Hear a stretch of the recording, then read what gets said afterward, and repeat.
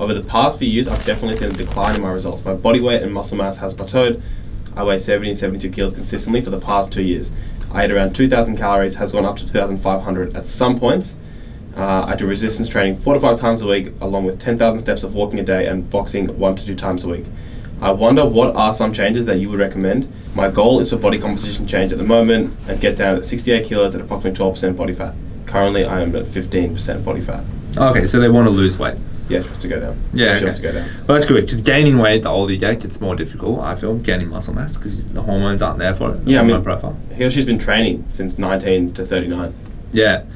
I mean, it sounds like you kind of know what you're doing, but also you get in this place where you just probably need to mix it up a lot. Like, there's probably a lot of stuff that you haven't done and that's been neglected. So, I mean, we don't have the full context here, but my best guess is that it's time to get on a very specific program, maybe have a coach and get on a very specific diet protocol. It's like the longer you get into this stuff, obviously it's still the basics, it's still the fundamentals, but you do need a coach, I find, to help you kind of stay accountable and really guide you along this path, an expert coach who's done it with other people before, because yeah, very likely you've kind of got yourself into a little bit of a rut. You're kind of doing the same exercises, same intensity, same movements, and you're just maintaining. And it's just like a really easy trap to fall into. It's a trap I've fallen into before, Raf's fallen into it.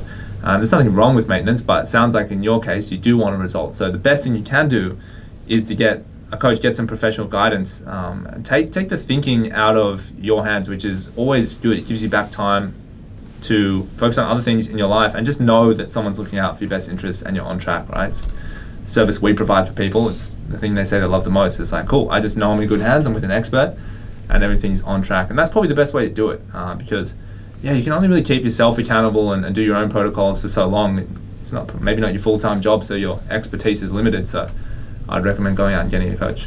Yeah, and I just think that it's probably a mindset shift. When you're basically getting into your 40s now, it is a multiple harder, I think, to have these sort of results in your 40s as it was in your 20s when you were training. So in your 20s, it might have just been like, yeah, training 4 times a week and doing some boxing. And no, sweet. And now it's probably like, yeah, having a full coach. You might need to do like, go to a doctor and do blood testing, do hormone testing, and like really throw a bunch at this and probably be very disciplined as well. Because I think it's working with clients, like it is so much harder at that age as it was when you first started your training 20 years ago. And only because you're so advanced as well. I wouldn't make all these recommendations and go to this length if you weren't so advanced, if you hadn't been lifting weights for 20 years. You're doing all the basics. Yeah. Someone said, oh, I just want to lose some weight, I've never done anything before. Cool, we start with basics, but it's like... You're tracking calories, you do your steps, you train consistently, like doing a lot of good things. Yeah, we need to kind of eke out the small little details here that we don't really know that an expert would help us find.